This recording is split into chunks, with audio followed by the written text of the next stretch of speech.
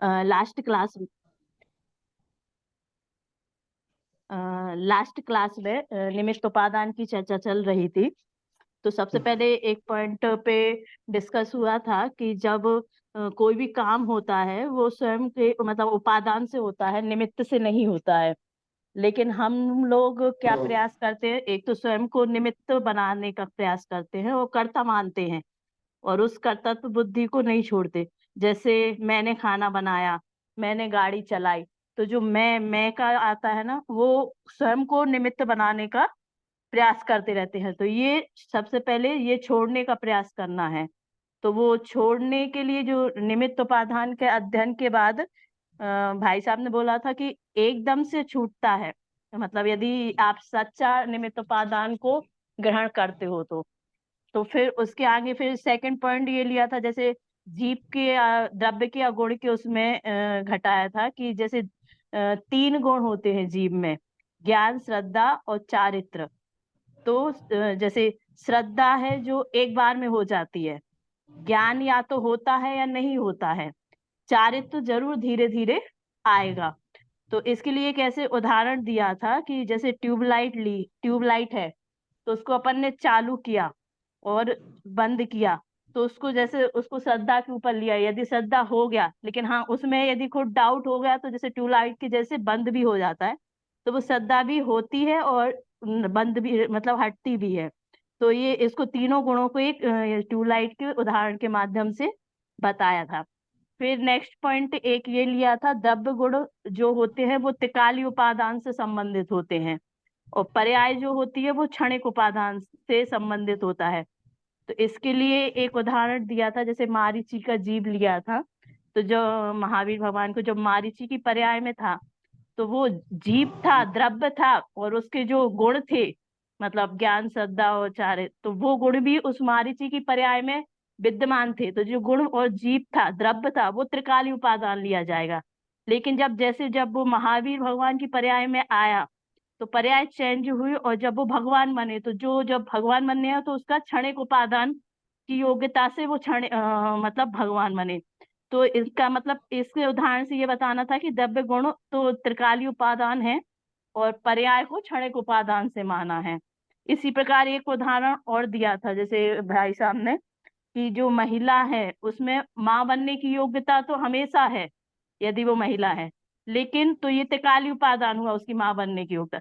लेकिन वो जब माँ बनेगी उस टाइम पे तो उसका वो जो जब माँ बनी तब उसमें क्षणिक उपादान योग्य होगा, तब वो क्षणिक उपादान लगाया जाएगा। तो इसी से रिलेटेड एक और भव्य और अभव्य जीवों के बारे में भी उन्होंने बताया था। फिर एक क्वेश्चन, कुछ डाउट्स थे लास्ट क्लास में, जैसे ये पूर्व क्षणवर्ती पर्याय में लिया था, उसमें जो पूर्व और उत्तरवर्ती क्षण पर्याय पर्याय में बताया था कि उसमें कौन सी पूर्ववर्ती पर्याय लेंगे। तो उन्होंने एक टेम्पोलिंग का उदाहरण दिया था भाई साहब ने, जैसे एक कोई आदमी है और वो 4 स्टेप्स में किसी चीज को जंप करके टच करता है ऊपर। तो जब जंप करेगा तो वो कार्य हुआ, तो जो उसकी एक समय मतलब जैसे चौथे स्टेप में उसने टच किया तो थर्ड स्टेप को उसकी अनंतर पूर्व मतलब उसकी पूर्ववर्ती पर्याय वो मानी जाएगी, मतलब थर्ड स्टेप। और फोर्थ स्टेप में वह कार्य हो गया। तो एक ऐसे ये टेम्पोलिंग के माध्यम से उन्होंने बताया था कि जो कार्य की पूर्व मतलब एक समय पूर्व की पर्याय को पूर्व क्षणवर्ती पर्याय माना जाएगा। और तो जो और जो पूर्व क्षणवर्ती पर्याय है वो कार्य होगा, और उत्तर क्षणवर्ती पर्याय है उत्तर जो, उसको कार्य बोलेंगे। मतलब वो उपादान होगा पूर्ववर्ती पर्याय, और उत्तरवर्ती पर्याय कार्य होगा। तो ये कुछ पॉइंट्स थे जो एक और बताया था कि जब हाँ किस दृष्टि से आप किसी क्रिया मतलब जब कोई कार्य होता है तो उसको किस दृष्टि से बात करें, मतलब किस विधि से। तो जब विधि से बात करते हैं तो उसकी जो उस कार्य को होने में जो पूरी प्रोसेस है तो उसको पूरे को क्षणिक पर्याय से देखेंगे। सॉरी हाँ, पूरी उसकी जो प्रोसेस है उसको विधि सॉरी ये नहीं, थोड़ा सा डिस्टर्ब हुआ ये वाला। ठीक है, इतना ही बोलना चाहूंगी अभी। तो लास्ट का शायद कुछ थोड़ा सा मैम डन हुआ लास्ट की समरी, लास्ट क्लास की। देखो आपका समझ में तो सही आया है चीजें, हम्म। पर थोड़ा स्टार्टिंग में जो आपने लैंग्वेज ली थी, भाषा ली थी, वो उतना सही नहीं थी। मतलब जैसे आपने स्टार्टिंग का सेंटेंस बोलिए, जो निमित्त उपादान जो बोले थे वो। जो जैसे निमित्त उपादान, मतलब जब कोई कार्य होता है तो वो उपादान से होता है, निमित्त से नहीं होता है। लेकिन हम क्या उपादान कर से नहीं, उपादान में होता है, उपादान से नहीं, उपादान में होता है। अच्छा। से और ओके। में अंतर है। से मतलब हेल्पर हो गया, साधन हो गया। मैं मतलब उसके अंदर हो रहा है। जैसे ओ। आटे आटे ही रोटी रूप हो रही है, तो आटे में कार्य हो रहा है, आटे, समझे। हाँ हाँ। उपादान में कार्य होता है और साधन निमित्त होते हैं। निमित्त। ओके, तो ऐसे बोलेंगे सबका हेल्पर है, उपादान में होता है और निमित्त से होता है। निमित्त से होता है। ओके ओके जैसे ओके। रोटी भी आटे में, आटा रोटी रूप में परिणत हुई है, हाँ। और वो जो हेल्पर है उसे रोट बना, रसोईया है, और सब चकला बेलन है, गैस है, सब चीज है। ओके। चकला बेलन से बेला, हम्म रसोई ने बनाया, ऐसे कर्ता ने कर्म को करण से ऐसे अलग अलग साधन हो जाते हैं। हम्म। तो हम प्रयास करते हैं कि जैसे हम ही उसको निमित्त बनाने का कोशिश में लगे रहते हैं। जैसे मैं खाना हाँ, बनाती हूँ ये नहीं, ये भी रॉन्ग है, निमित्त बनाने की अच्छा। कोशिश में नहीं। नहीं, हाँ हाँ, नहीं। यही सेंटेंस मुझे ध्यान आ गया। आप जो हम्म बोल रहे थे हम निमित्त बनाने की कोशिश में नहीं है, हम हम्म। ओनली निमित्त करता है, पर उपादान करता नहीं है। पर हम हाँ समझते हैं कि मैं हूं तो कार्य होता है, मैं नहीं हूं तो कार्य नहीं होगा। हाँ, जैसे वही कि मैं समझते हैं। अच्छे से पाला, मैंने अच्छे से तो इतना अच्छा बना हुआ है, मैंने घर को अच्छे से हम्म संभाल रखा है। नहीं तो हम्म। बच्चा इतना टॉप नहीं करता। बच्चे में टॉप करने की योग्यता थी, इसलिए और योग्यता नहीं, मैंने ध्यान रखा, तो हम हाँ, उसके कर्ता बन बैठते हैं। कर्ता मतलब कि मैं हूं तो काम होगा, नहीं तो नहीं होगा। तो वो हम जो तो मैं ओनली हूँ, निमित्त करता थे, तो जो हम मैं उसके हूँ तो साधन वो थे। निमित्त, निमित्त की बुद्धि आती है ना कि मैंने निमित्त बने उस कार्य में। जैसे निमित्त की मैंने बुद्धि नहीं आती है, कर्तापने की बुद्धि आती है। निमित्त की बुद्धि आए तो कोई प्रॉब्लम नहीं है। आप निमित्त हो और निमित्त माने तो कोई प्रॉब्लम नहीं है। ओके।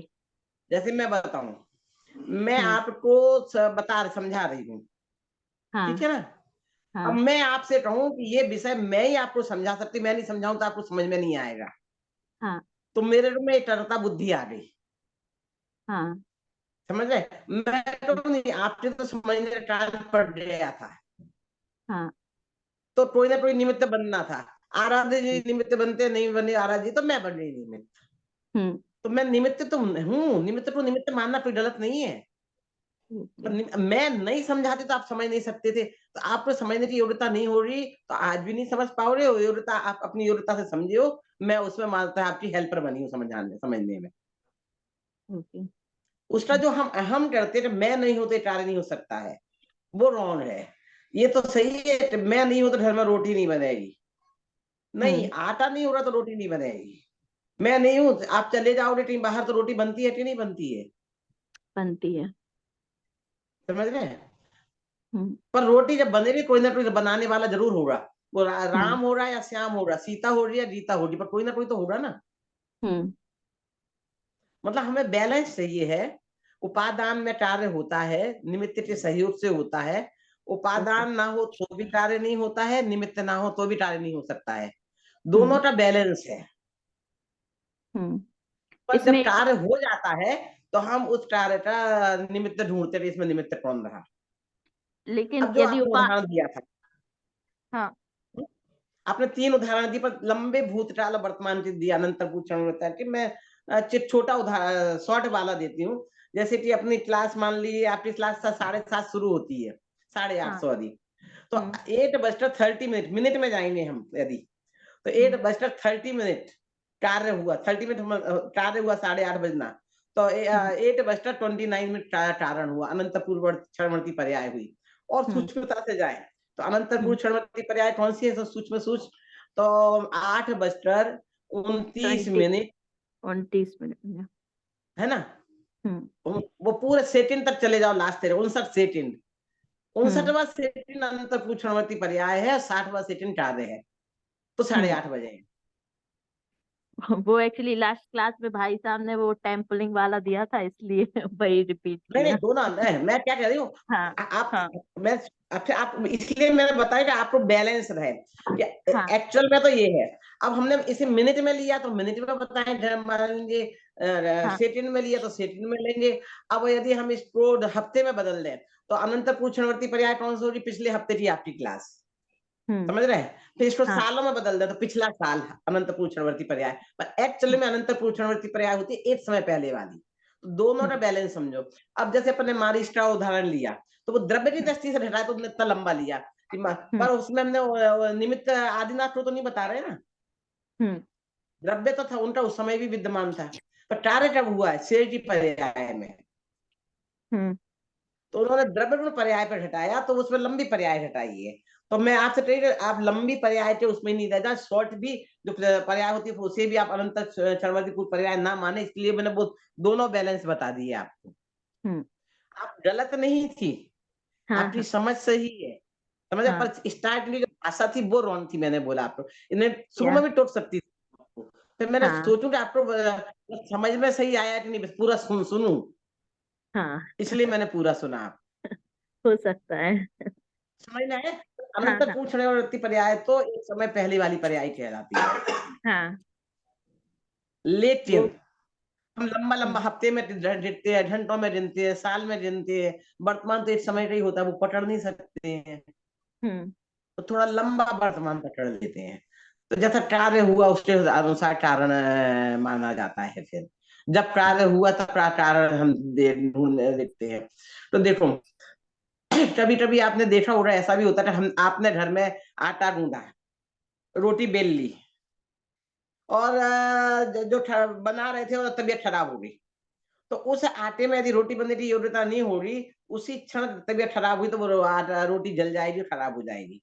पर उस आटे में रोटी बनने की योग्यता होगी तो आपने छोड़ा, उसी समय आपने डोरबेल बजा और आपकी बहन आ गई। तो उसने आटे दिखा, अरे अरे रोटी जल रही, तो आप दीदी आप बैठो मैं बना देती हूँ। तो उस हम्म आटे में रोटी बनने की योग्यता थी, तो आप नहीं होता, आपकी बहन हो गई निमित्त।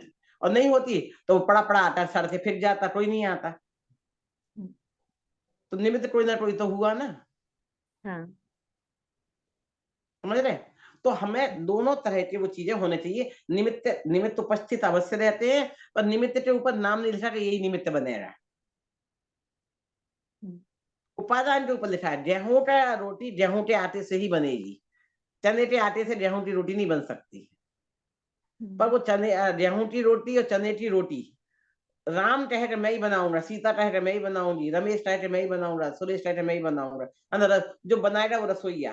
तो रसोईया बनाएगा कोई ना कोई, उसमें फिक्स नहीं रहे। हमें नहीं पता है, फिक्स नहीं है। क्रमबद्ध के हम्म हिसाब से जहाँ तो फिक्स है कि इस आटे को रमेश बनाएगा, इस आटे को सुरेश बनाएगा, इसको सीता बनाएगी, इसको गीता बनाएगी। हमें नहीं पता। हाँ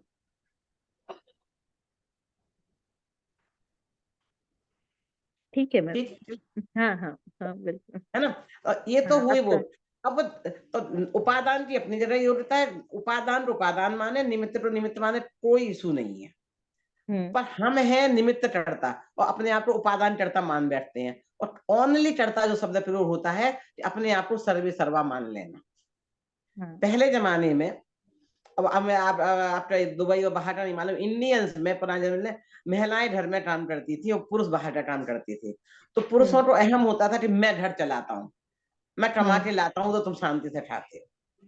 हम्म है, तो महिलाएं कहती थी कि हम घर के काम करते तो तुम शांति से कमा के लाती। तो जब झगड़ा इस बात पे होता था, वो जब उसने कहा कि मैं कमाता हूं तो तुम्हारा घर चलता, नहीं तो तुम्हें परेशान हो जाओ। तो जब हम्म मैं करती तो तुम हो रहा तुम परेशान हो जाओगी। तो झगड़ा, तो पुरुष बोले कि मैं क्या करता हूँ, तुम्हारा सही हो रहा तो हो पाता, नहीं तो मैं नहीं कर सकता था कुछ। तो स्त्री बोलती मैं भी क्या करती हूँ। हम्म वो तो सब अपने अपने पुण्य के उदय से अपने अपने हिसाब से होता है। तो जब जहां अहम आता है वहां झगड़े शुरू हो जाते हैं, हम्म बाकी कोई प्रॉब्लम नहीं है। तो हम आया, हमने कर्तापन का हम किया कि मैं ही करता हूँ, मेरे अलावा कोई नहीं कर सकता है, वो इशू का काम है। हम्म बाकी कोई इशू नहीं है, हम मत करो आप। बस मैं तो मात्र निमित्त बनी थी, उपादान की होता आपकी थी तो हम्म क्लियर है ना? हाँ मैम। हाँ जी मैम। मैम अभी अगर किसी को कोई डाउट हो तो वो पूछ सकते हैं। कोई कोई स्पेसिफिक टॉपिक जो हमारे पीछे हमने जो कवर किया है, अगर वो नहीं क्लैरिफिकेशन चाहिए तो मैम हमको बता सकते हैं, क्लैरिफिकेशन दे सकते हैं, या कोई स्पेसिफिक क्वेश्चन हो तो, क्योंकि मैडम ये हमारा तो ये रिवीजन टाइप का एक चल रहा था, मतलब डाउट क्लियरिंग, या क्योंकि कोर्स तो कंप्लीट हो चुका है हमने तो। समझ जी। जी हाँ, पर आप रिवीजन में भी इस पैटर्न पे करो तो और अच्छा रहेगा कि मैं जैसे आपने अच्छा आपका पहला पेपर नहीं, पहला तो आपने दे चुके ना भीतर हमारे 2-3 पेपर। सॉरी, तत्वज्ञान 1-2 और 10 फर्स्ट लेक्चर। सेमेस्टर दे चुके ना, सेकंड सेमेस्टर है ना आपका हाँ ये, जी, हाँ जी, हाँ जी। है ना सेकंड। तो तत्वज्ञान पाठ हमारा में से जो भी आपने पेपर है उसमें से वैसे क्वेश्चन बनाओ जैसे आपके ऑब्जेक्टिव में आते हैं, आपने खुद पढ़ के। तो फिर आप एक दिन जैसे आप लेसन डिवाइड कर लो, दो दो लेसन सब लोग जितने स्टूडेंट हैं, और क्वेश्चन निकाल के लेके आओ। फिर यार क्लास में डिस्कस करें, आपने क्वेश्चन पूछा दूसरे से आंसर लो, और फिर नहीं समझ में आया तो बुक में से बना दो। तो उससे जब आप ऐसे करते हैं तो उससे अपने को स्टडी भी बहुत अच्छे से हो जाती है, और उससे विशेष लाभ मिलता है रिवीजन में। जी जी और किसी एक पर बर्डन नहीं आता, सारे क्वेश्चन निकल जाते हैं। जैसे एक लेसन आप मान लो 10 स्टूडेंट है, 8 लेसन है, एक लेसन डिवाइड कर लिया और एक दे दिया कि कोई फिल इन द ब्लैंक्स निकाल ले, कोई ट्रू और फॉल्स निकाल ले। आप ऐसे भी बना सकते हो और ऐसे भी एक लेसन में भी डिवाइड कर सकते हैं।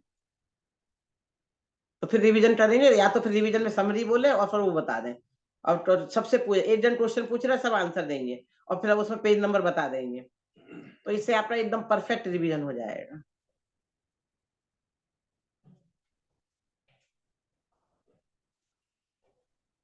जी मैम। अभी कोई स्पेसिफिक टॉपिक है जो मैम से हम लोग डिस्कस कर सकते हैं तो वो सजेस्ट कर दीजिए। स्वप्निल जी, अनुभूति जी, अर्षा दीदी। हाँ, मेरा एक छोटा सा क्वेश्चन है जय जिनेन्द्र, मैं पूछ सकता हूँ क्या? हाँ जी भाई हाँ साहब। हाँ पूछिए, बिल्कुल डाउट करें। जब हाँ, आप बोले तो अच्छा है, वीडियो ऑन कर लें तो। जी जी जी, वीडियो ऑन।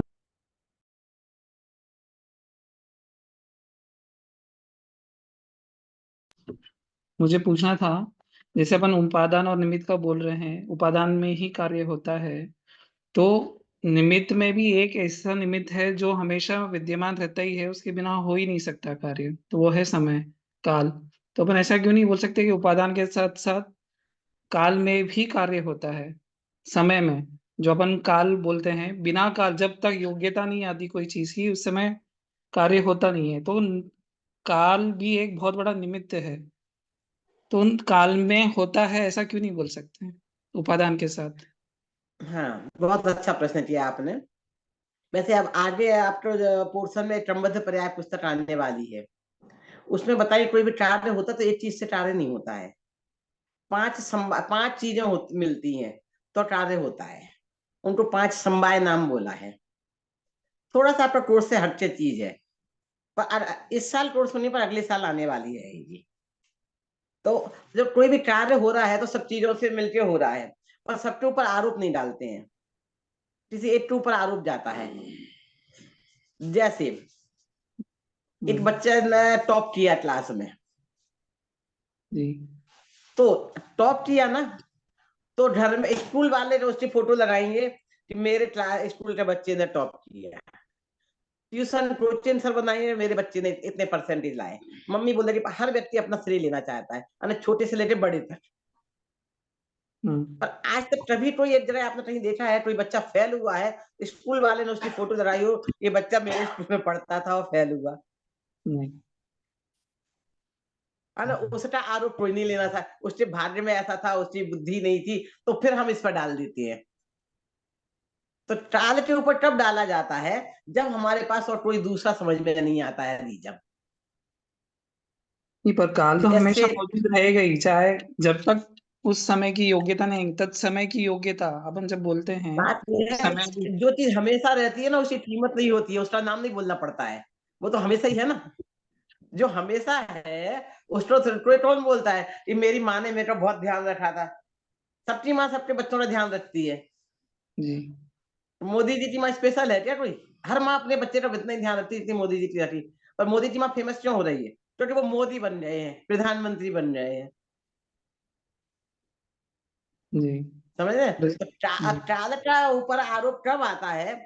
जैसे कि उसमें देखो, जब क्रम में पढ़ोगे तो उसमें मृत्यु के संदर्भ में समझे तो आपको आसानी से समझ में आ जाएगा कि एक व्यक्ति 80 साल का होके गया, चलो जी। 3 व्यक्ति 80 साल के होके गए, जी।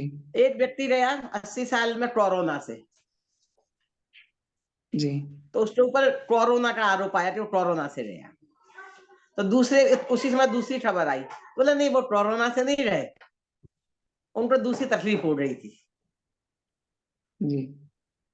तीसरे बोले जैसे कि दादा गए, सबने पूछा क्यों, कुछ तकलीफ चल रही थी क्या, कोई बीमार थे क्या? नहीं नहीं, हम कुछ नहीं तकलीफ थी, क्यों रहे, टाल से चले गए, समय आ गया था। तो यानी जैसे जब कोई निमित्त नहीं रहता तो हाँ, ना बीमारी समझ में आ रही, ना कोरोना समझ में आ रहा, क्योंकि उनका समय ही आ गया था।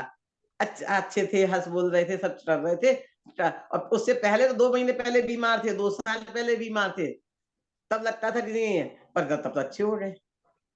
तो पर 80 साल के किधर, मैंने तीनों 80 साल के बोला, पर अब फिर आपने उदाहरण लें, एक संजीव जी रोधा गए,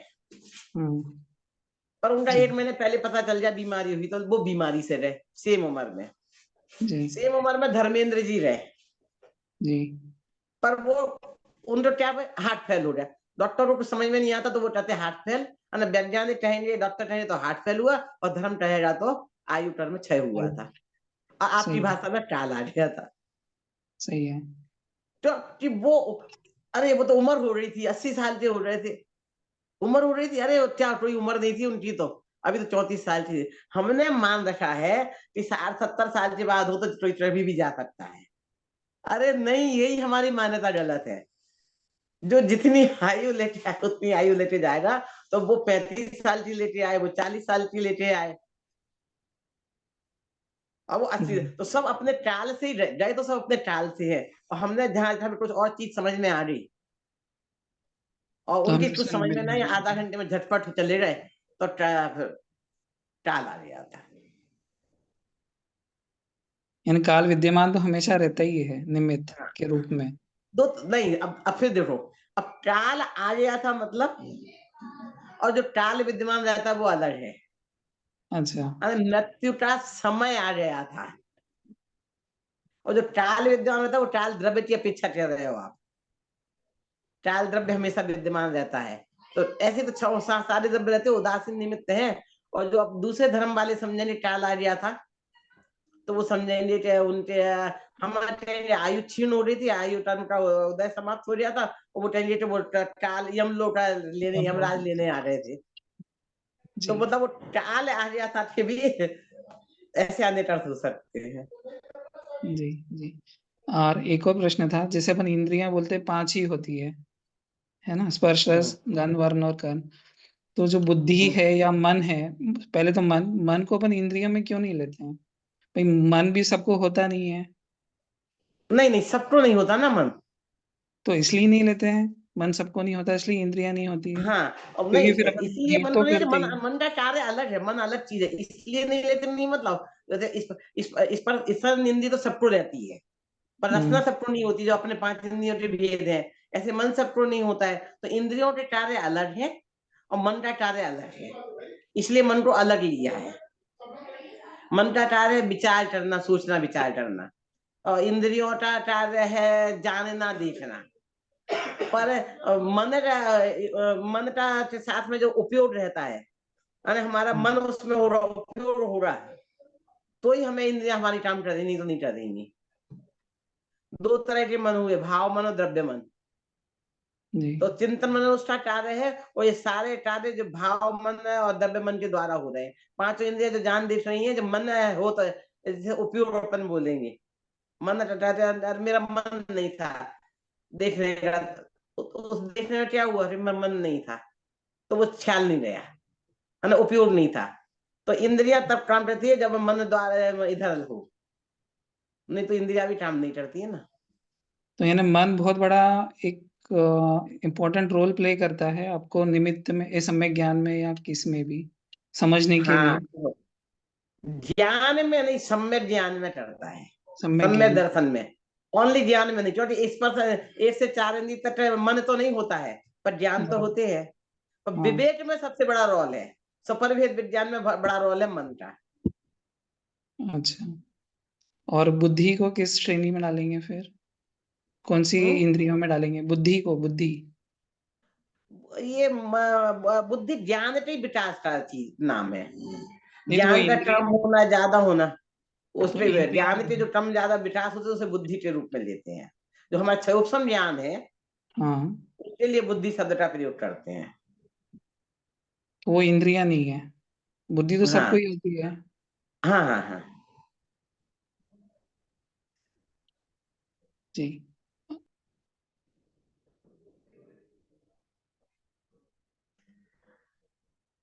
और कोई सीरियस प्रश्न है?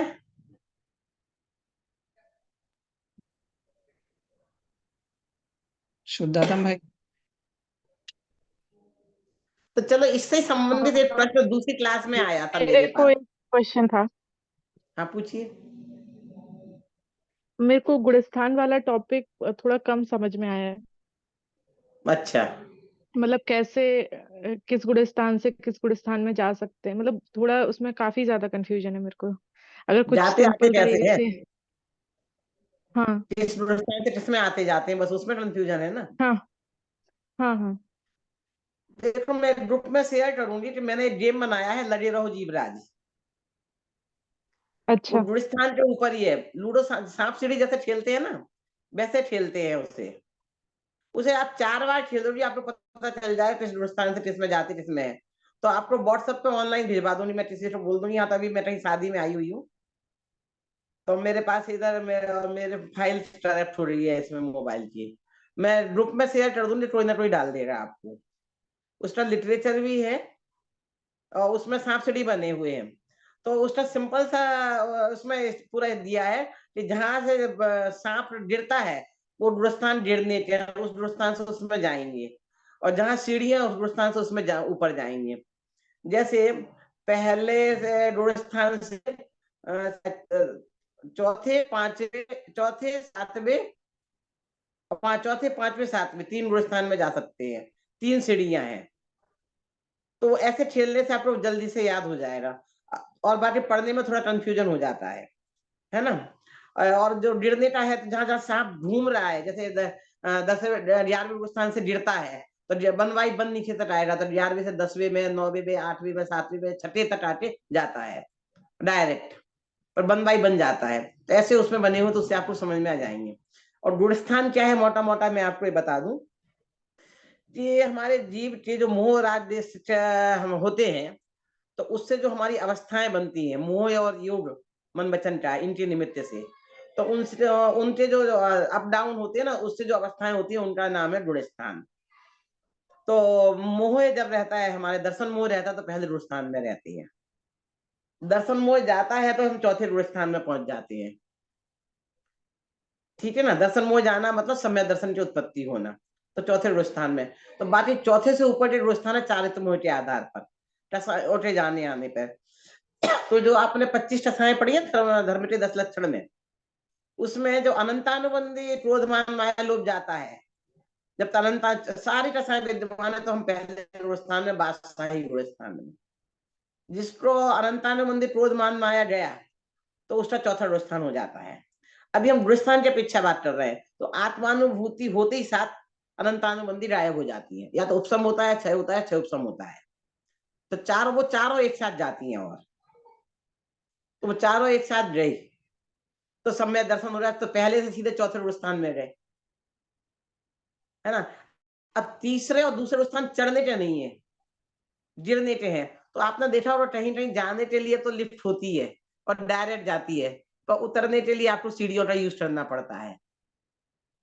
तो इधर भी ऐसे ही है। तो जब वो गेम खेलेंगे, तो आप पहले से दूसरे और तीसरे में नहीं जा सकते हैं। पहले से, या तो पहले से आपने सीढ़ियां नहीं मिली, तो आप पहले स्थान में घूमते रहेंगे।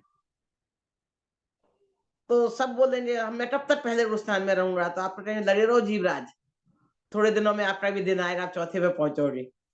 और सांप काटेगा तो बोलेगा, वो रोएगा, सोच इट, बोले नहीं कोई प्रॉब्लम नहीं, लगे रहो जीवराज, मेहनत करो, एक दिन आप सफल होगे। तो उसमें जो मतलब 100 तक गिनती नहीं है, 14 ही गुणस्थान बनाए हुए हैं, 14 तक है। तो उपसम गुणस्थान और टलर के हिसाब से सारे गुणस्थान दिए हुए हैं। और फिर छाई गुणस्थान में जाते साथ ऑटोमेटिक हम भगवान बन जाते, ऊपर जाते हैं, फिर डाउन नहीं होते। वहां पे कोई सांप नहीं है, कोई सीढ़ी नहीं है, बनवाई जाएंगे, भगवान बन जाएंगे। इस तरह से है। तो अब हम पहले से चौथे में आ गए, अनंतानुबंधी टसाय चौकड़ी चली गई। अब हमारे जो अप्रत्याख्यान रोधमान मायालोक जाता है, तो 5वां गुणस्थान होता है। जब तक उनका उदय है तो हम देशव्रत धारण नहीं कर सकते हैं। प्रत्याख्यान वर्ण का उदय है, देखो ये आ गया। हाँ, तो देखो मैं प्रत्याख्यान वर्ण का उदय है जब तब तक महाव्रत धारण नहीं होते हैं। और जब संजलन का उदय रहता है तो वो 10वें गुणस्थान तक रहता है, सूक्ष्म लोग, तो 10वें में जाता है। फिर अपने एक एक गुणस्थान में टसाय समाप्त होंगी, फिर योग जाएगा, फिर धीरे धीरे अयोग केवली में योग खत्म होता है, मन वचन टाए तो अनंत भगवान के भी रहता है। तो अब देखो 11वें गुणस्थान से जा रहा है ना सांप, 10वें में, फिर 9वें में, वो घुमा ऐसा है, 8वें में, 7वें में, 6ठे में। अब देखो पहला गुणस्थान लाल कलर, एकदम रेड, संसार का लाल रंग। और इसमें 3 जगह सीढ़ियां हैं। कहाँ सीढ़ियां हैं? पहले से चौथे में जाएगी, पहले से 5वें में और 7वें में।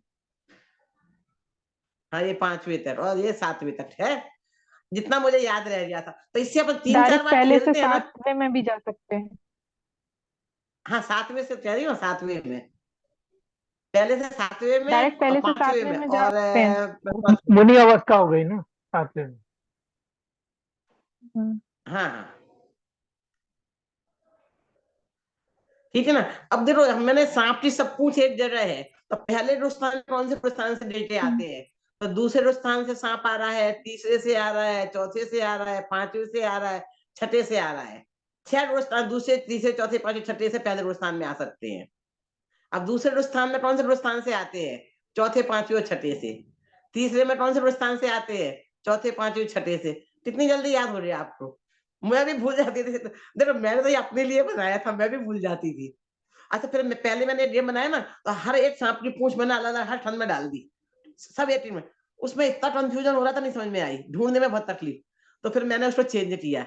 आप सोचो सारे सांपों की पूंछ एक ही जगह क्यों आ रही है? उसका रीजन, उसको आपको समझने में आसानी रहेगी। बिठा बिठा जाएगा ना तो ऐसे पजल हो जाएंगे। तो आप पूछ ऐसे देखेंगे तो गिरने के गुणस्थान और चढ़ने के सब। इसका लिटरेचर भी ये व्हाट्सअप कर देंगे, तो उसमें हिंदी और इंग्लिश दोनों में लिटरेचर और गुणस्थान समझ में आ जाएंगे। अब देखो ये गेम ऐसे है, बच्चे खेलने, बड़े खेलने, हस्बैंड वाइफ खेलने, मजा ही आता है, गुणस्थान भी सीख लेते हैं। और 14 से 14वां में बैठेगा एक स्थान और दूसरी चांस ऑटोमेटिक सिद्ध बन जाएगा, क्योंकि उसका समय होता है ना, फिर बन आए या नहीं आए, ऑटोमेटिक सिद्ध। अब देखो 7वें गुणस्थान से उग्र पुरुषार्थ चढ़ेगा तो छाई गुणस्थान होगा। उग्र पुरुषार्थ मतलब क्या है कि जब हम रोटी खेलते हैं ना, तो 6 आना बहुत मुश्किल होता है, 6 से अधिक, तो कम से कम 6 लाना जरूरी है, 6। तो ही वो छाई गुणस्थान में जा रहा है। 7 पे बैठा है तो देखो 1 2 3 4 5 5 गुणस्थान है, वो उपसम के हैं। 5 तक आए तो उपसम में जाओगे, पर आपको वहीं घूमते रहोगे। और 11 पे जाके नीचे आना कंपलसरी है। 6 या 6 से अधिक आएंगे तो उग्र पुरुषार्थ होगा आपका, तो जाके वो छाई गुणस्थान पकड़ेंगे। मिनिमम 6 होगा या 8, तो 6 + 2 6 + 3 6 प्लस इतना आना जरूरी है। तो ये उग्र पुरुषार्थ जरूरी है उसके लिए। तो इस तरह से इसमें कलर भी डार्क जैसे लाइट लाइट होते होते, फिर येलो कलर, फिर ऑफ वाइट, फिर वाइट, और फिर वो वाइट रिबन कलर है। मतलब हर चीज इसमें चुन के दी हुई है। चलिए। मुंह का कलर उतर रहा है। हाँ हाँ।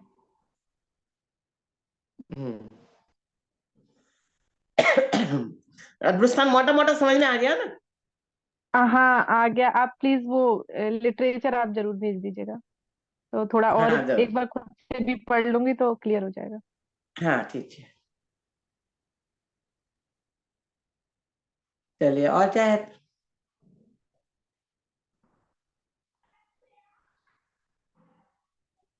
मेरा तो सबसे बड़ा डाउट था ये, जब से गुड़स्तान पढ़ाया गया तब से था कि नहीं, गुड़स्तान नहीं समझ में आ रहा है। ठीक है।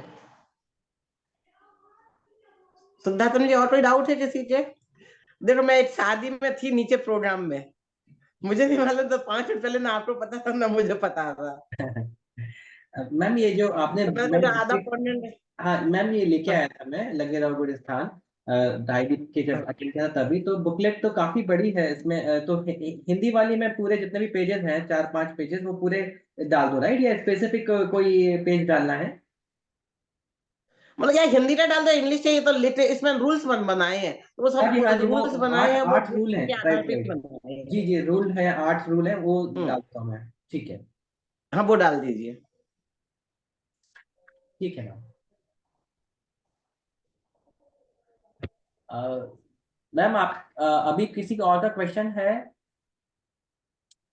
अगर नहीं है तो फिर हमको थोड़ा सा एलसीपीए जो क्वेश्चंस है मैडम, उन पे अगर फिर थोड़ा सा गाइडेंस मिले तो अच्छा रहेगा। हैं? जो एलसीपीए के किस क्वेश्चंस चीज हैं, में? वो लाइफ चेंजिंग प्रैक्टिकल एप्लीकेशन के 3 क्वेश्चंस हैं जिन पे हमें लिखना है। तो आप अगर थोड़ा सा हमें गाइडेंस दे देंगे तो अच्छा रहेगा। लिखना थोड़ा बहुत ओरल भी दे सकते हो ना आप। हाँ हाँ जी, हाँ जी, लेकिन वो हम लिखने के लिए ही थोड़ा सा आप गाइडेंस अगर देंगे तो अच्छा रहेगा। मैं क्वेश्चन पोस्ट क्वेश्चन कर, पढ़ो। हाँ जी, मैं तीनों क्वेश्चन पोस्ट कर दे रहा हूँ अपने चैट ग्रुप में। हाँ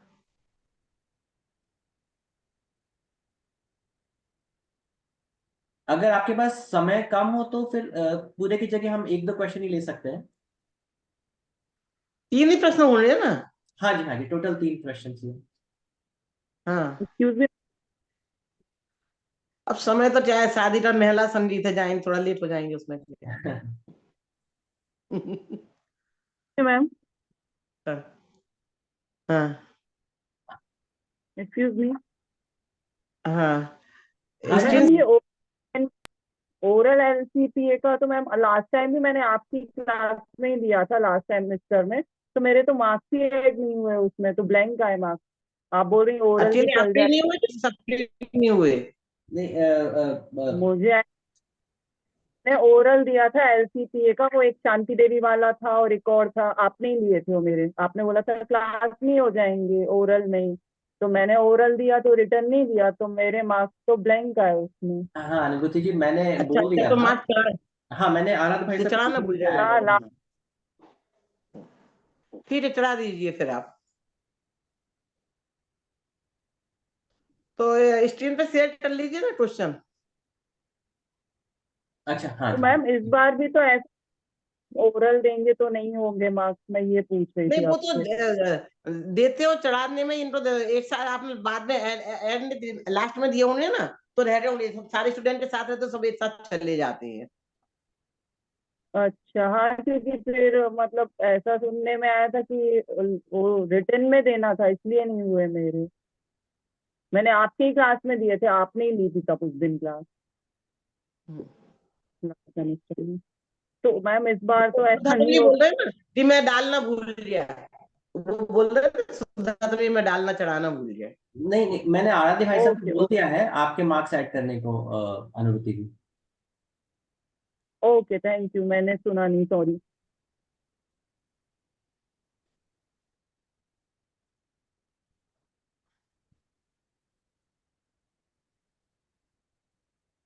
हम्म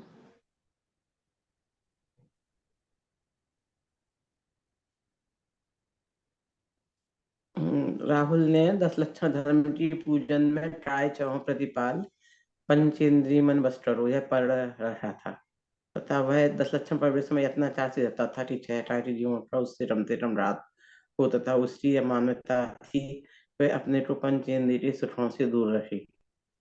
इन सबसे बचने के लिए 10 लक्षण प्रवृत्ति समय वह या तो अधिकांश समय सोते हुए व्यतीत करता था या समाचार पत्र टीवी आदि देखते हुए बिताता था, परंतु जब उसने परमाणु मानव स्फूर्त से जुड़ने लक्षण धर्म पुस्तक का गहराई से अध्ययन किया तब शिक्षकों से समझा तो उसे अपनी भूल समझ आई। राहुल को अपने क्या भूल समझ आई? अब ये तो आप बताओ इस प्रश्न में क्या समझ में नहीं आया? बहुत सरल आंसर है इसका तो। तथा संयम धर्म का कैसा सच्चा स्वरूप समझ आया? भाई आपकी समस्या 3 महत्वपूर्ण बिंदुओं के आधार पर बताएं। ये तो सबको अपने अलग अलग 3 महत्वपूर्ण बिंदु है, तो संयम धर्म पढ़ना पड़ेगा 10 लक्षण धर्म का, उसके आधार पर देखने पड़ेगा उस समय कहाँ टाइम व्यतीत करना चाहिए, क्या करना चाहिए और क्या सही धर्म और क्या नहीं है।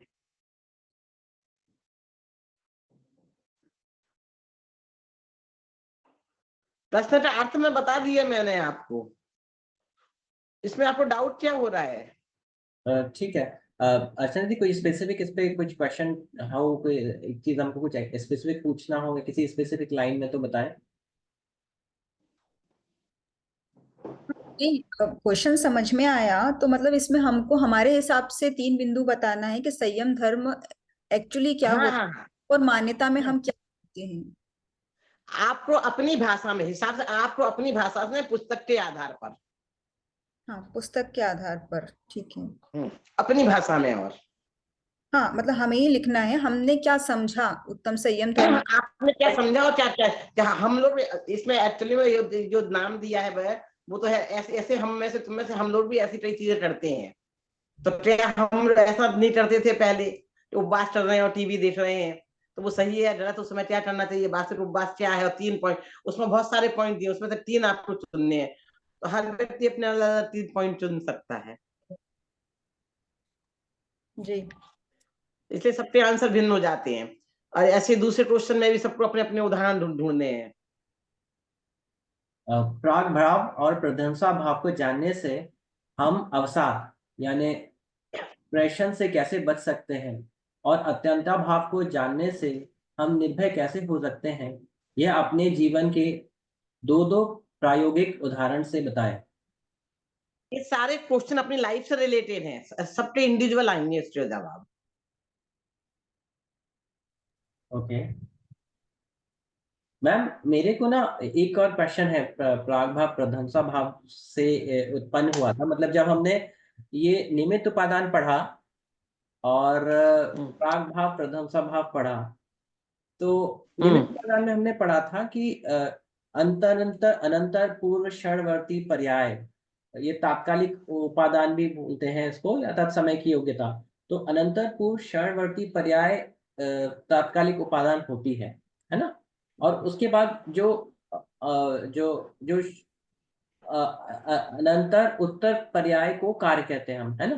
तो अनंतर पूर्व क्षणवर्ती पर्याय कारण हो गई या उपादान कह सकते हैं, और ये हो गया कार्य, है ना। कोई भी अगर मतलब मैं अनंतर पूर्व क्षणवर्ती पर्याय क्षणिक उपादान कारण है। जी जी जी। अब मेरा क्वेश्चन ये है, अगर हम प्राग भाव पढ़ते हैं तो उसमें तो है कि मतलब पूर्व पर्याय का आगे की पर्याय में अभाव, तो फिर जो चीज अभाव हो गया तो वो निमित्त का मतलब उपादान कारण कैसे बन सकती है। मतलब ये थोड़ा सा कॉन्ट्रडिक्टिंग लग रहा था मेरे को। नहीं देखो, आप तो देखो ऐसा है कि उसमें कॉन्टिन्यूटी क्या है, सोना है, सोने की एक विस्तृत पर्याय है। अब विस्तृत पर्याय से हार पर्याय बन गया, तो विस्तृत पर्याय का हार पर्याय में अभाव है, और तो सोना कारण हो गया, उपादान कारण है, और वो जो हार बना है वो कार्य हो गया। तो इसमें क्या चीज वो हुई आपको? मैम अगर इसी उदाहरण एग्जाम्पल को लेते क्या हैं तो confusion? सोना अगर इसी एग्जाम्पल को लेते हैं तो सोना जो है वो त्रिकाली उपादान हो गया। मतलब फॉर एग्जाम्पल अभी अभी हाँ, थोड़ा सा उसमें देखते हैं कि हार में भले ही वो हार बने, कंगन बने, कुछ भी बने, तो सोना फॉर सम टाइम हम बोल सकते हैं कि त्रिकाली उपादान है ना। आपकी अगर आवाज इसका हम क्षणिक दूर से आ उपादान, रही है। हाँ हाँ जी मैम। हाँ हाँ, आप हाँ अब म्यूट हो रहे हैं आप, आपकी आवाज बहुत दूर से आ रही थी, ऐसे कम हो रही थी बीच में, मतलब सुनाई नहीं दे रहा। अच्छा अच्छा ओके। मतलब अगर हम सोने का एग्जाम्पल लेते हैं तो सोना क्या हम बोल सकते हैं कि मतलब फॉर एग्जाम्पल थोड़ा समय के लिए हम बोल सकते हैं कि सोना त्रिकाली उपादान, मतलब कोई भी आभूषण बन रहे हैं तो सोने से ही बन रहे हैं, तो वो हमेशा सोना तो है ही। तो that is like similar to कि त्रिकाली उपादान जैसा हो गया। और अगर हम हाँ अनंतर पूर्व क्षणवर्ती पर्याय जो उसको मतलब क्षणिक उपादान बोलते हैं, तो इस केस में क्या होगा, वो क्षणिक उपादान क्या होगा, और ये समझ में आ सोना गया कि जो नहीं, है वो ये देखो समझ में। त्रिकाली उपादान विशिष्ट। अब वो जो सुनार बनाता है, सोने को गलाता है, करता है, उसकी जो स्टेज करता है, हम्म, जैसे आटे पे बताऊं तो आपको समझ में आ जाएगा। सोने की अपनी सारी पर्याय पता नहीं है ना, तो आटे की पूरा गेहूं का आटा जो आपके यहाँ 5 किलो डब्बा रखा हुआ है, वो तो त्रिकाली उपादान कारण हो गया। जी उसमें से 100 ग्राम आटा आपने लेकर गूंदा, उसके पहले पर्याय हुई आटा गूंदना, फिर लोया बनाना, फिर बेलना, फिर तवे पे लगाना। पर अनंत पुरुष षण्वंती पर्याय जो सेक रहे तो अंतिम ताव पे जो सेका जी और सेक के उठाते रख दिया, वो अनंत पुरुष षण्वंती पर्याय हो तो रोटी बन रही, और वो सेका और जल रही तो रोटी नहीं बनी, जल रही वो राख हो गई। जी एक समय में पहले वाली पर्याय हो रही कारण जी और बाद वाली पर्याय हो रही कार्य। ये मेरे को थोड़ा मेरे समझ में आ गया था, एक और लेकिन उदाहरण दूंगा, आपको अच्छे समझ में आएगा। मैंने प्राग भाव पे गया तो मुझे डाउट खड़ा हो गया कि प्राग भाव में तो हमने अब उधर पहले एक चीज समझ लो, पहले जो मैं बता रही वो समझ लो, फिर आप एक दूसरा उदाहरण समझो, शादी के उदाहरण से समझो तो और अच्छे से समझ में आएगा कि एक लड़के और एक लड़के की शादी हो रही थी। मूवी में अपन ऐसा देखते हैं ना, 6 फेरे हो रहे, 7वां फेरा भी हो गया, बस उसने इसने पैर उठाया, लड़का आगे रह गया, लड़की पीछे रह गई, और बीच में से कुछ गिरा और एक लड़का लड़की में से एक खत्म हो गया। अब जो हुआ है वो विडो हुआ कि नहीं हुआ, विदुर हुआ है, विडो हुआ, लड़की विडो हो रही है, विदुर हो रही।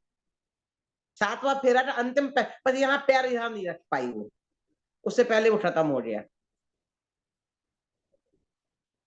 तो देखो इस साइड है वो लड़की और है तो वो विडो नहीं हुई है, लड़का खत्म हो गया तो, और अब उस साइड पहुंच रही, 7वां फेरा कंप्लीट हो गया तो विडो हो गई। और एक इतने से प्यार में क्या अंतर पड़ गया। और हम गाना भी गाते हैं, अब तक बेटी माई बाप की छत्तम सत्तर जो अंतिम पैर गया, फिर अब शादी हो गई, जी है ना। तो वो अनंत क्षणवर्ती पर्याय है, वो उतना प्यार का उतना ऐसा नहीं रखा गया। ये तो कारण कार्य का हो गया। अब ये पूर्व ये वाला पर्याय का व्यय और ये पर्याय का उत्पाद है। तो वो जो पर्याय उत्पन्न हुई तो वो मंगेतर पर्याय का व्यय हो गया, हस्बैंड वाइफ पर्याय का उत्पाद हो गया। ओके, तो कारण और कार्य में इससे कोई वो नहीं पड़ता है प्राग भाव के कॉन्सेप्ट से? वो एक अलग सिद्धांत है, अलग सिद्धांत है, अलग समझ, एक का दूसरे में अभाव है। कारण कारण है, कार्य कार्य है, कारण का कार्य में अभाव है, कार्य का कारण में अभाव है।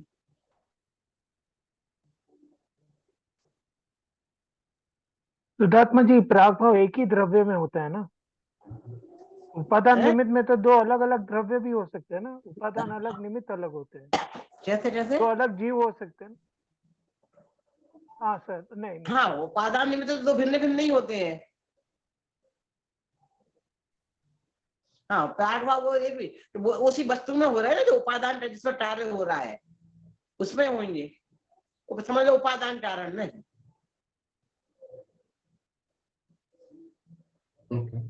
मैडम, प्राग भाव भी एक ही द्रव्य में होता है, यानी दो जीव द्रव्य है तो उसमें प्राग भाव हो सकता है, करेक्ट? प्राग भाव एक ही द्रव्य में होता है ना? हाँ 8 द्रव्यों में 6 हाँ द्रव्यों में से एक ही द्रव्य में होता है वो। हाँ हाँ और प्रध्वंसा भाव भी सेम ही है, एक ही द्रव्य में होता है। एक द्रव्य एट द टाइम। एक द्रव्य की दो पर्यायों में।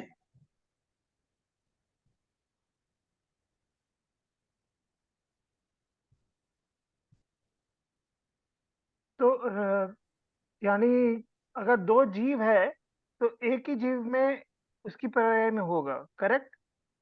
उसमें तो दो अत्यंत भाव आएगा ना, दो द्रव्यों के अभाव अत्यंत भाव है, दो पर्यायों के अभाव अन्योन्य भाव है।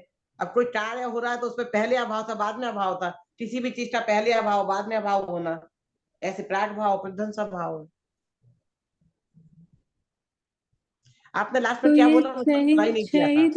ये 6 द्रव्यों में होता है ना, प्राग भाव प्रध्वंस भाव? समझ या नहीं ना कि पास में आके अच्छे से बोलो, समझ नहीं आ रहा।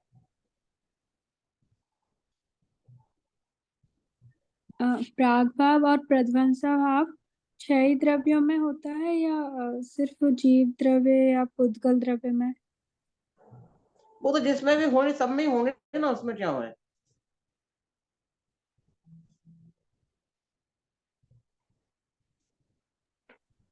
लेकिन मैडम, प्राग भाव एक ही द्रव्य मीन्स वही जीव का प्राग भाव होता है ना? फॉर एग्जाम्पल हमने लिया था महावीर स्वामी का जीव लिया था, तो पहले के भाव में वो मरीचि थे और बाद में वो जब भगवान महावीर बने हाँ तो तो वो एक ही जीव में हमने लिया था प्राग भाव। हाँ, तो वो जीव का उदाहरण दे दिया, पुद्गल का उदाहरण, सोने का उदाहरण हो गया, तो हो रहे ना शब्द। ये अपन काल का उदाहरण समझ लो, 8.5 पर्याय का 9.5 पर्याय में अभाव है, 1 मिनट की ड्रिल हो गया वो तो। नहीं, मैं ये कहना चाह रहा था निमित्त उपादान में दो अलग जीव रहते हैं ना, एक ही जीव के अंदर ही निमित्त नहीं करता है ना। वही अगर मारीची हाँ, के तो जीव आप में निमित्त उपादान से इसको कंपेरिजन क्यों कर रहे हो? मत करो, मैं कह रही हूँ है वो सही है, आप जो कह रहे हो वो सही है बात, समीर जी मेरा क्वेश्चन वो आप सही कह रहे हो, उसमें 2 द्रव्य होते हैं, इसमें एक ही हो रहा है। समीर जी मेरा क्वेश्चन जो था ना त्रिकाली उपादान और क्षणिक उपादान को लेके था कि जो अनंतर पूर्व क्षणवर्ती पर्याय रूप जो द्रव्य था वो कारण बना और आगे वाली पर्याय कार्य बनी। तो मेरा बस यही क्वेश्चन था कि हालांकि दोनों एक ही द्रव्य में हो रहा है, और तो एक क्षण वाली पूर्व वाली पर्याय कारण थी और दूसरे क्षण बाद की पर्याय कार्य हुई।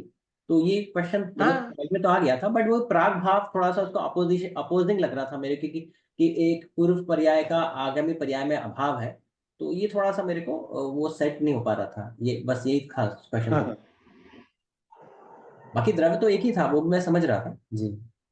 हाँ, नहीं वो तो आपको लगता है ना, जैसे आप अभी आपके युवा पर्याय में बचपन की पर्याय का अभाव है कि नहीं है, ये थोड़ा मैं लंबा ले लिया। जी जी जी जी। तो दोनों मतलब स्टिल एक प्राग भाव होने के बाद भी वो जो क्षणिक उपादान और कार्य है, मतलब वो दोनों सेट मतलब स्टिल होल्ड्स वेल, मतलब दोनों सेट हैं, दोनों कॉन्सेप्ट समझने के बाद भी भले प्राग भाव है आप क्वेश्चन लिख के बोलो, नहीं आपको बोलने में कंफ्यूज हो रहे हो, लिखोगे तो भाषा सही हो जाएगी, लिख के व्हाट्सएप पे शेयर कर लेना जी। आप, बार वो क्वेश्चन समझ बदल जाता है। समझ गया, मोस्टली समझ गया हूँ प्राग भाव। जी जी जी ठीक है।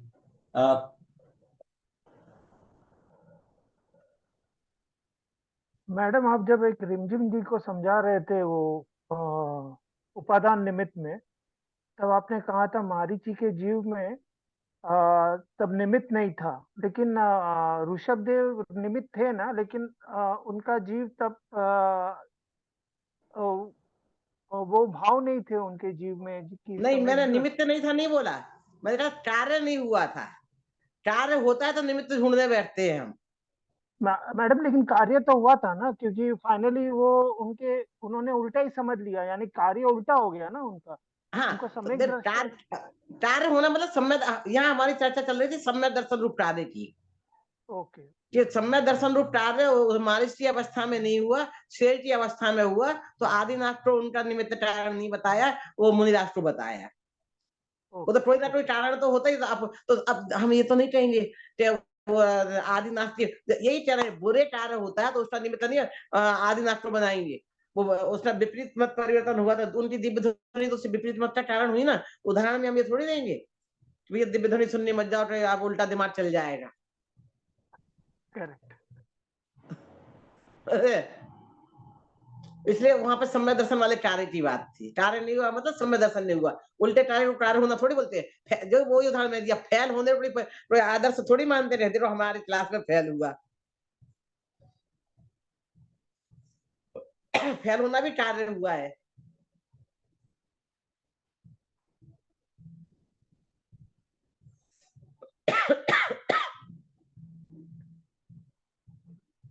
ठीक है।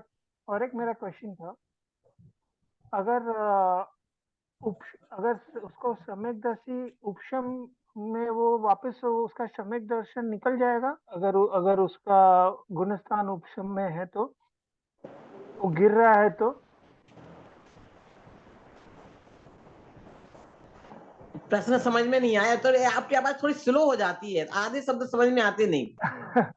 मैडम अगर वो सम्यकदर्शी है बंदा, अगर कोई जीव सम्यकदर्शी है, लेकिन वो उपशम करते करते ऊपर चढ़ा है, फिर चौथे गुण स्थान से दोबारा वो पहले गुण स्थान में आ जाता है, तो वो उसका सम्यक दर्शन तो खत्म हो जाएगा ना, वापस वो मिथ्यात्व में आ जाएगा। तो हो सकता है ना वैसे? होता ही है, हो सकता नहीं है। पहली बार उपशम सम्यक दर्शन होता है और अंतर्मूर्त में गिरता ही गिरता है। जैसे आप एक बार छलांग लगाओ, छत को छुओ, कितनी देर छत पर रह पाओगे? छूने की बात नहीं है, बीच में 20 टेरेस पे मान लो ये मेरी छत है, मैं छला ऐसे छू रही हूँ, कितनी देर यहाँ टिकी रहूंगी, ये बताओ आप? टच करते ही साथ गिरूंगी। करेक्ट। उपसम समय भी ऐसे ही होता है, टच किया और गिरा। फिर बाद में उपसम अधिक समय तक रहता है, क्षाइक अधिक समय तक रहता है। जब उपसम से तो गिरते ही गिरते हैं। शाइक से भी गिर सकता है क्या वो? अगर नहीं, शाइक नहीं ना। ओके क्षाइक समय दर्शन से नहीं गिरते हैं। ओके। वो टेरेस पार कर लिया। हाँ, वो हर्डल क्रॉस किया। Thank you. ठीक है, चलिए, तो अब आप रिवीजन कर लीजिए, शॉर्ट में जो करना हो, एक दूसरे समरी बनाइए, कुछ भी, मैं निकलूं?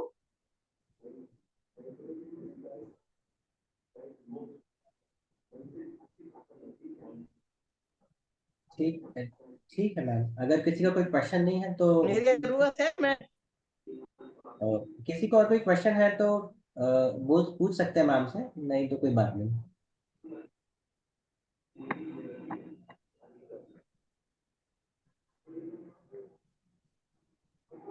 ठीक है, फिर जय जिनेन्द्र। जय श्री। जय जिनेन्द्र मैडम। जय जिनेन्द्र सभी को। जय जिनेन्द्र। आप जय जिनेन्द्र, आपको जय कंटिन्यू जिनेन्द्र। रखना हो तो आप कंटिन्यू रख सकते हैं।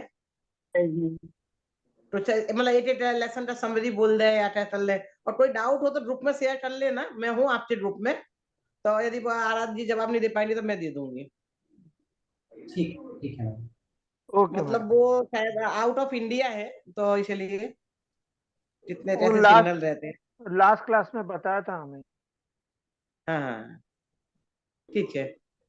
और अगले क्लास की यदि आपको चाहिए है तो पूरा आप कर लेना, फिर अगली क्लास मेरे को एक बार मैसेज छोड़ देना, क्लास मेरे को लेनी है तो। ठीक है मैम, मैं आराध्य जी से पूछ लूंगा कि अभी एक्चुअली वो पहुंच नहीं पाए थे होटल, सिंगापुर तो पहुंच गए थे बट होटल नहीं पहुंच पाए थे अभी, इसलिए क्लास नहीं ले पाए। तो मैं उनसे पूछ लूंगा कैसी रहेगी, फिर मैं आपको पहले इन्फॉर्म मेरे करूंगा। ख्याल से शायद 3-4 तारीख तक वो उधर है। जी ठीक ठीक है, ठीक है। हाँ जी ओके, धन्यवाद। जय जिनेन्द्र।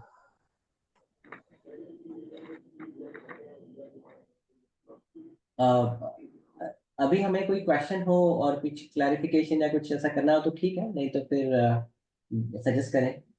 बापू भैया, हाँ जी। मैं अभी अभी आई हूँ बाहर से, मतलब क्या हुआ था क्लास में आज? आज मैम ने, आनंद भाई साहब नहीं आए थे, अपनी शुद्धात्म प्रभा मैम थी और उन्होंने जस्ट एक समरी सुनी थी निमित्त उपादान के ऊपर। उन्होंने कुछ अपने व्यूज और दिए थे और एक दो क्वेश्चन आतिश भाई साहब ने पूछे थे, वो क्लैरिफिकेशन आया। और एलसीपी हाँ। के दो क्वेश्चंस पे उन्होंने क्लैरिफिकेशन दिया था कि कैसे लिखना है। जी बहुत कौन कौन ज्यादा से? नहीं आज। एलसीपी के दो क्वेश्चन है ना, मैंने पोस्ट करे, मैं आपको पोस्ट कर देता हूँ व्हाट्सएप पे। अच्छा। जी। और और फिर ये एक, भी भैया, सॉरी। जो 10 लक्षण के ऊपर जो प्रश्न दिया था हम सर ने, हाँ जी हाँ आराध्य जी भैया ने, हाँ जी हाँ तो जी। उसके ऊपर कुछ लिखा है क्या आपने? मैम ने अभी रिकॉर्डिंग रिकॉर्डिंग है, आप रिकॉर्डिंग भी सुन सकते हैं। बाकी तो मैम ने बोला है कि ये जो अपने बुक जो है ना, उसके आधार पर अपना संयम के पढ़ के और फिर अपने तीन। उत्तम संयम पे लिखना है आप, वो क्वेश्चन पे। नहीं, जैसे इन्होंने पूछा है ना कि समाचार पत्र पढ़ते हुए, टीवी आदि देखते हुए। हाँ, तो उन्होंने हिंट दिया था कि आपको उत्तम संयम का पढ़ के आप उसके हिसाब से 3 पॉइंट अपने अपने लिखिए। हर एक के अपने अपने अलग से 3 पॉइंट रहेंगे, तो बोला डिस्कशन करने की जरूरत नहीं है। ठीक है।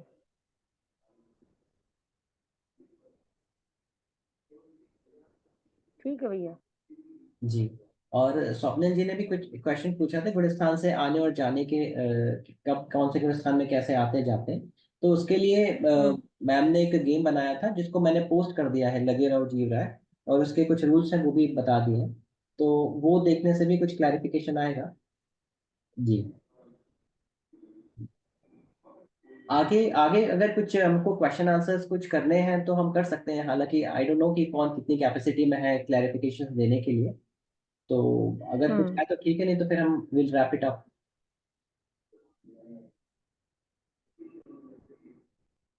ठीक है भैया। जी।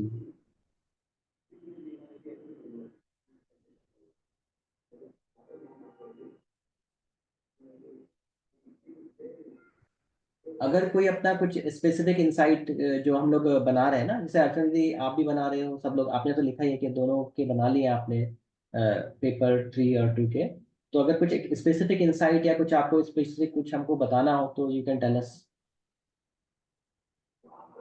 Excuse me, excuse me. हाँ जी, हाँ जी, हाँ जी। हाँ, मैं ये पूछ रही थी आपसे कि अभी आप वो स्टार्टिंग में जो बता रहे थे ना कि अगर हैंडमेड बना रहे हैं, हैंड रिटेन कर रहे हैं उसको असाइनमेंट को, तो वो कितने पेज का चल जाएगा मैक्सिमम? मैं बोल रहा था कि ये तो क्या है कि हैंड पे तो थोड़ा कम ही मतलब अक्षर तो सॉरी शब्द तो कम ही लिख पाते हैं ना, जैसे अपन टाइपिंग वाले में तो ज्यादा शब्द हाँ, लिखते हैं, तो मतलब ये तो जस्ट एक जनरल गाइडेंस है कि बहुत ज्यादा लिखने के बाद अगर खुद ही हमारी बुक भी एक तो उतनी बड़ी बुक हो जाएगी कि जितनी ओरिजिनल बुक है, तो फिर हम लोग ई समरी कहाँ होंगे, राइट? तो ऐसा नहीं है कि 6 पेज ही लिखने हैं, उससे ऊपर नहीं लिख सकते। मैं कह रहा था कि हमारे लिए क्राइटेरिया तो ये होना चाहिए कि हम उसको बाद में भी ऐसा लिखें कि बाद में भी रेफर करना हो तो हम क्विकली उसे रेफर कर सकें। अब वो बुक मैंने हमारी समरी वाली मैं बुक, आप वो it can be like any number of pages, अब जब तक कि वो हमारे क्राइटेरिया को सेटिस्फाई करती है। हाँ, बट उसे 20 MB से नहीं ज़्यादा नहीं, नहीं होना चाहिए, क्योंकि वो फिर लोड नहीं होगी। अपने जो 20 MB का लिमिट है ये, बाकी एनीवे उतना होता नहीं है। तो आई थिंक 6 पेज की लिमिटेशन तो वो लिखा बोला गया है, but it can be like even lesson. जैसे मेरा लास्ट टाइम 13 पेज का भी था, तो ठीक है। क्या मुझे नहीं पता, बस तुम्हारे हाथ की रखी होंगी, नहीं देख लो। मतलब मैं ये सजेस्ट कर सकती हूँ कि हैंड रिटन में तो वाकई में हम बहुत कम लिख पाते हैं, और वो हमको पिक्चर क्लिक करके फिर उसको पीडीएफ में बदल के फिर पोस्ट करना होता है। अगर वर्ड डॉक्यूमेंट में आप लिखते हैं, अब वो हिंदी टाइपिंग का प्रॉब्लम हो जाता है, लेकिन अगर आप गूगल में सर्च करेंगे, जैसे जैसे मैं करती हूँ, तो स्पीच टू टेक्स्ट आता है। मतलब आप बोलेंगे हिंदी में और वो अपने आप टाइप करता जाएगा। कपड़े में तो इसीलिए बस आप हिंदी में बोलते जाइए, मीन्स जो भी पैराग्राफ या जो भी आप लिखना चाहते हैं, जो भी आप नोट्स बनाना चाहते हैं, वो हिंदी में वो ऑटोमेटिकली वहां लिखा हुआ आ जाएगा, आपको सिर्फ बोलना है।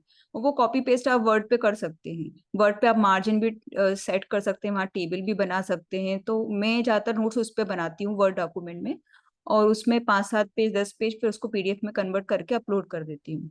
तो ये इजी वे लगता है, लास्ट टाइम भी मैंने ऐसे ही बनाए थे।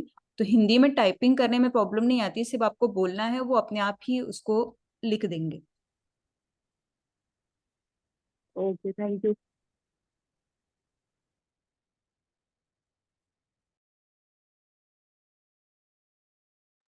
अगर आपको डिलीट करना है कोई वर्ड तो बात करते हैं, तो क्या बैकस्पेस बोलना पड़ता है क्या? नहीं नहीं, आप कीबोर्ड का इस्तेमाल कर सकते हो ना, कीबोर्ड से आप उसको डिलीट या बैकस्पेस कर सकते हैं। हाँ, देन ओके ओके ना व्हाट्सएप ओके। में भी होता ना, तो वो टाइप करता वैसा। हाँ, व्हाट्सएप में भी होता है और ये इसमें भी होता है। मतलब मैं चाहिए तो आपको लिंक डाल दूंगी जो मैं यूज करती हूँ ग्रुप में। तो बस मैं स्पीक बोलती जाती हूँ, जो भी पैराग्राफ या जो भी मुझे लाइन अच्छी लगती है, जो मुझे नोट्स बनाने होते हैं, वो हिंदी में वहां लिखा आ जाता है। बस आपको क्लियरली बोलना पड़ेगा हिंदी। कभी कुछ कुछ वर्ड्स ऐसे श्रा होता है या प्रा होता है, तो वो सुनने में दिक्कत होगी, तो हमारी गलत स्पेलिंग आ जाती है। तो वो स्पेलिंग आप चेक कर। पर टाइप करता है स्पीच से, हाँ वो समझ गए, मैं उसमें बोलते हैं तो टाइप करता है, हाँ वो कई बार गलत वर्ड भी करता है टाइप। Okay, thank you.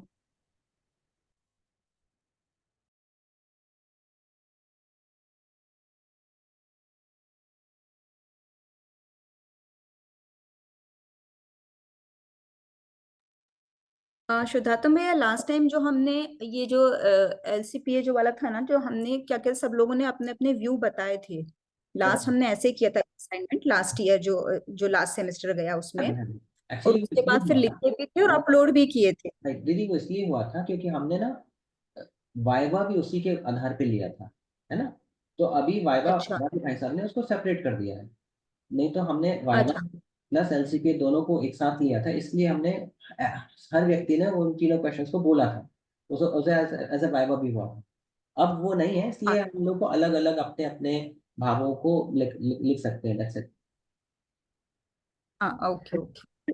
मतलब टोटल 4 क्वेश्चन है उसमें, थर्ड वाले क्वेश्चन में 2 क्वेश्चन है, तो टोटल हाँ, 4 क्वेश्चन होते हैं कि हमको आंसर लिखना है। उसमें कोई वर्ड लिमिट नहीं है, मतलब एक पेज में भी या एक पैराग्राफ में भी आप लिख सकते एक पेज एक पैराग्राफ इज लाइक, ठीक है, आप एक पेज लिख दीजिए, that's it। हैं। मतलब बस एक जितना पेज से आपको ज्यादा नहीं, अंडरस्टैंड होता that's है। it। Excuse me. हाँ जी, हाँ, इस बार वाइवा का कब है? डेट वगैरह रहता है उसका कुछ? वाइवा भी ना मतलब विद इन क्लास ही अब भाई साहब ले रहे हैं, तो जिनके नहीं हुए ना, तो उनका या तो हम स्पेसिफिक सेट रख सकते हैं कि आप मतलब जब अवेलेबल हो, या क्लास के दौरान ही हो सकता है। असाइनमेंट दोनों अलग अलग है? फिर से बोलिए। गणधर असाइनमेंट और वाइवा दोनों अलग अलग है? हाँ जी, गणधर मूल्यांकन जो है वो लास्ट क्लास की समरी, जैसे अभी रंजन जी ने बोला था ना, तो वो उनका हो गया गणधर हाँ। गणधर मूल्यांकन। तो और जो वाइवा है वो क्लास में ही Q&A कर लिया है ना, कुछ क्वेश्चंस आपकी अंडरस्टैंडिंग जान ली, वो वाइवा हो गया। तो वाइवा इज नहीं मोर तो डायनेमिक। सडन हाँ, वाइवा इज कर मोर दिया डायनेमिक।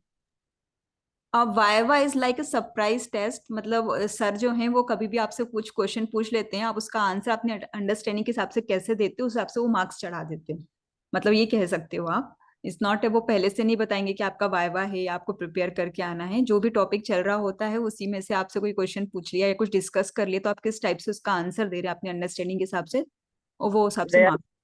है कि मुझे कुछ भी आइडिया नहीं है इस बार का। That is a surprise test समझ सकते हैं, तो कोई भी टॉपिक चल रहा हो उसमें से आपसे कोई भी क्वेश्चन पूछ लिया ऐसे। तो अब जिस जो ओ, जिनके बचे हुए pending, probably it may not be that surprise, तो फिर वो हम मतलब रेगुलराइज करके भी कर सकते हैं, है ना। हाँ, जिनके बच्चे वो हम लोग के लिए सरप्राइज था, मुझे पता ही नहीं था कब मेरा वाइवा हो गया, जब मैंने वो लिस्ट में देखा कि अरे मेरा हो गया ना, मार्क्स चढ़ गए, क्योंकि वो प्रिपेयर नहीं थे ना उस टाइम, जो समझ में आया वो बोल दिया ऐसा। हाँ जी, ठीक है।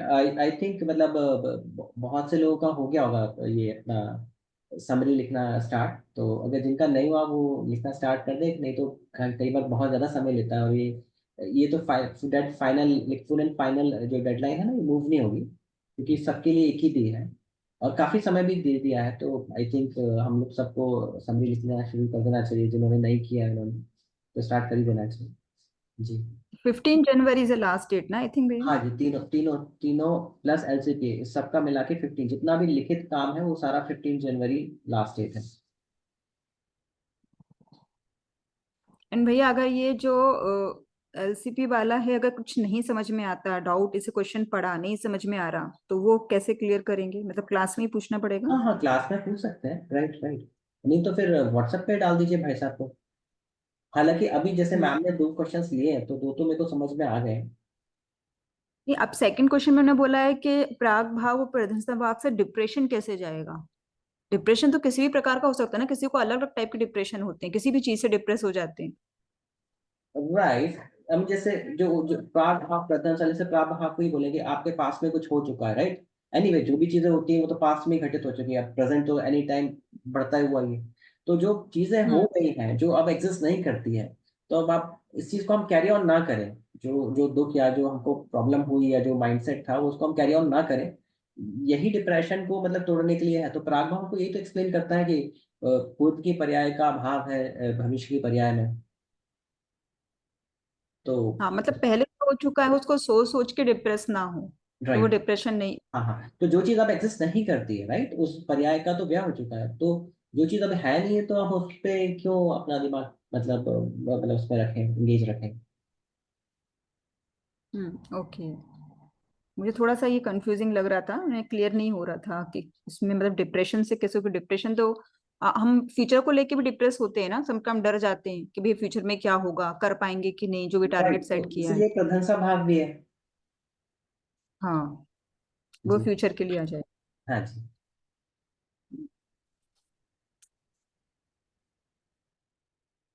और एक द्रव्य दूसरे द्रव्य का नहीं करता कुछ भी, तो लेकर अत्यंता भाव के थ्रू निर्भयता भी आती है ना। हाँ, वो क्लियर है, मतलब कुछ नहीं करता तो हम क्यों अपना ऊपर सर पे भार लेके चलें, जब एक तरफ दूसरे का कुछ कर ही नहीं सकता तो। जी। मैं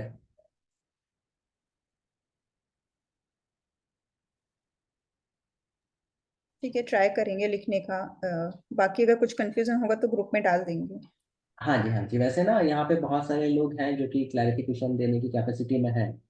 तो आई डोंट नो, लाइक मैं अकेला क्यों बोल रहा हूँ, लेकिन काफी सारे लोग हैं जो आंसर कर सकते हैं विद टाइम। जी। भैया हमें इसके आंसर जो लिख के देने हैं या ऐसी रिटर्न मतलब मौखिक में सुनाने ओरल में? नहीं नहीं, लिख के दे दीजिए तारा जी, लिख के दे दीजिए, वो बेहतर रहेगा। अच्छा जी। और बाकी सारे जो असाइनमेंट्स हैं वो सारे ही लिखने हैं, समरी जो है ना। वो भी लिखने हैं? हाँ जी। असाइनमेंट बहुत है। नहीं, जो ये अहिंसा के ऊपर दिया, 10 लक्षण के ऊपर, ये भी लिख के देने हैं हाँ और जी। निमित्त उपादान के? सारे ही लिखने हैं आपको। तत्व ज्ञान पाठमाला 1, तत्व ज्ञान पाठमाला 2, अहिंसा वाली बुक, निमित्त उपादान वाली बुक 4, तो ये हो गए। एंड हाँ, 10 ये लक्षण जो बुक। निमित्त उपादान वाली बुक है और अहिंसा वाली, तो ये हमें कितना कितना लिखना है, कितने पेज का कम से कम? मतलब आपके नोट्स के हिसाब से लिखना है, आई थिंक सुजातम भैया, है ना? मतलब जितनी आपकी अंडरस्टैंडिंग है, आप क्या समझते हो उससे वैसे नोट्स बनाना है। अब वो 1 पेज का हो या 5 पेज का, वो आपके ऊपर है। ठीक है। एंड ये जो एलसीपी के हैं, ये भी 4 क्वेश्चन ये भी हैं, तो 4 क्वेश्चन ये प्लस द बुक्स, सारी जितनी भी बुक्स थी। ठीक है। मैं फिर से एक बार डाल दूंगा तारा जी, आपको कोई कंफ्यूजन हो तो मुझे भेज दीजिए, आप वॉइस वॉइस मैसेज कर दीजिए, ठीक है ना। ठीक है भैया। जी। और सुजातम 15 जनवरी से आगे बढ़ सकता है क्या, क्योंकि बहुत है लिखना तो। ये एक्चुअली वो ना लिखने को शॉर्ट करने के लिए सुजातम भाई के पास एक अच्छा तरीका है। क्या है? आप उसको पिक्टोरियोग्राफ में बना लो या फ्लो चार्ट में बना लो, तो आपको जल्दी हो जाएगा, लिखने की जरूरत ही नहीं पड़ेगी ज्यादा। नहीं लेकिन बना रहे, लेकिन देखो अहिंसा एंड 10 लक्ष्य धर्म वो सब टाइम लगता जब है। स्टार्ट करोगे तो ऑटोमेटिक समझ में आएगा कि हाँ, उसको अपन ऐसा भी कर सकते हैं। जरूरी नहीं कि लिखो आप हर चीज, आप उसको, आपका समझाने का माध्यम है बस, कि भाई आप उसको कैसे समझा रहे हो या समझ रहे हो, आपने कैसे समझा है। It may be in the form of picture, it may be in the form of writing, कुछ भी हो सकता है। टेबल भी बना सकते हैं या फ्लो चार्ट बना सकते हैं, उस हिसाब से भी शॉर्ट में लिख सकते हैं। जैसे गुणस्थान में table is the best option.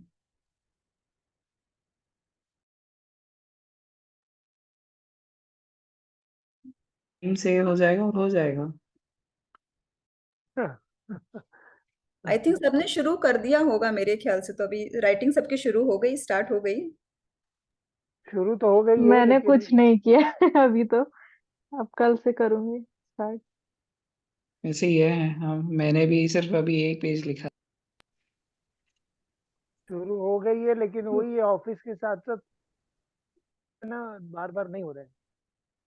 Anyway, अभी फ्राइडे के बाद सैटरडे संडे आएगा तो मतलब देखिए, मेरे को एक लिखने में 17 घंटे लगते थे लास्ट टाइम का। मेरा है कि एक चैप्टर, नॉट एक चैप्टर, मतलब एक पेपर से बुक। रिलेटेड मैं जब बनाता था तो 17 आवर्स लगते थे मेरे को, तो इट वुड बी सैटरडे और संडे।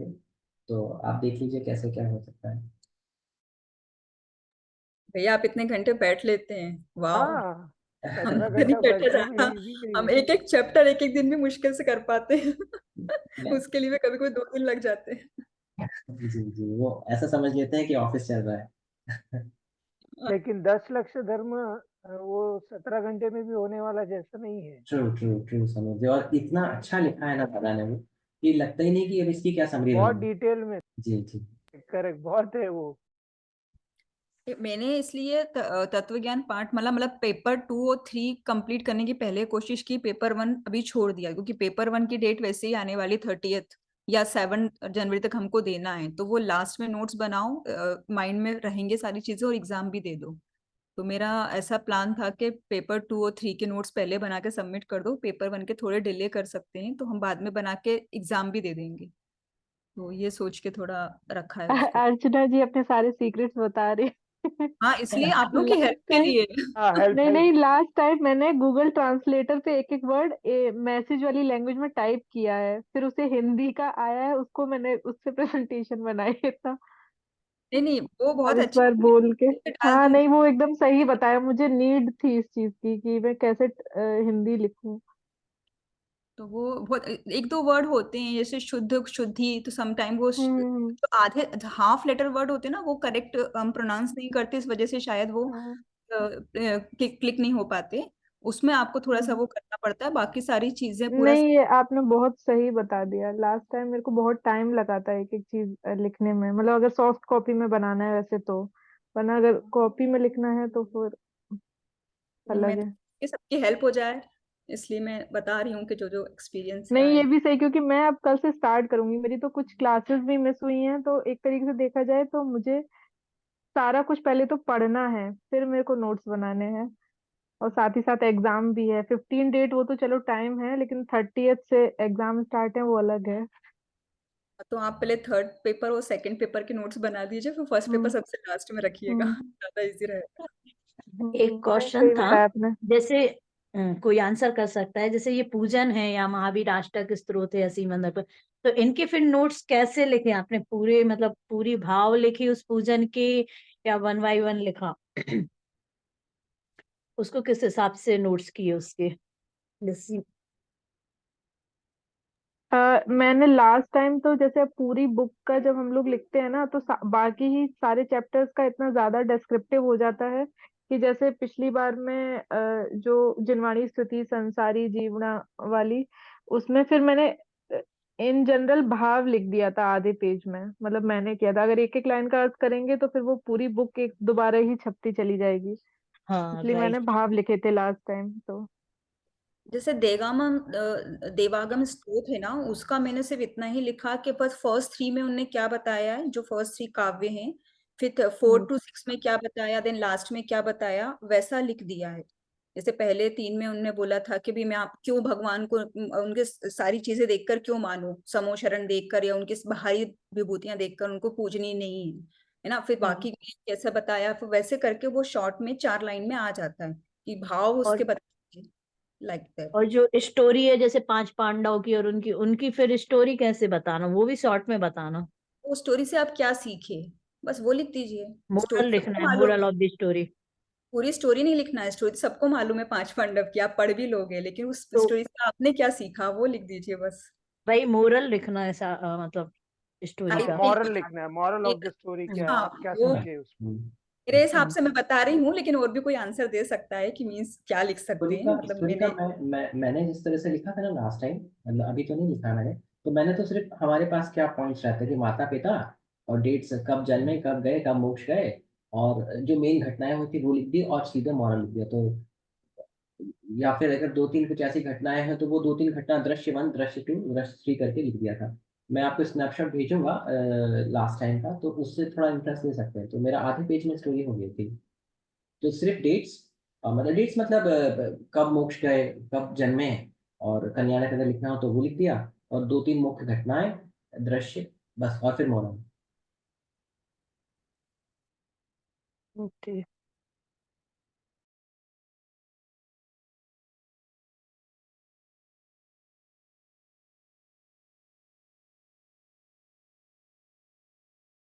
आई थिंक अगर कोई क्वेश्चन नहीं है तो हम रैप अप कर सकते हैं, और जो बचा समय है उसके लिए हम नोट्स लिखना शुरू कर दें अपनी।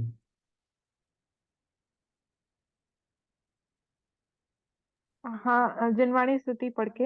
हाँ जी, हाँ जी, आप पढ़ लीजिए। अच्छा। निज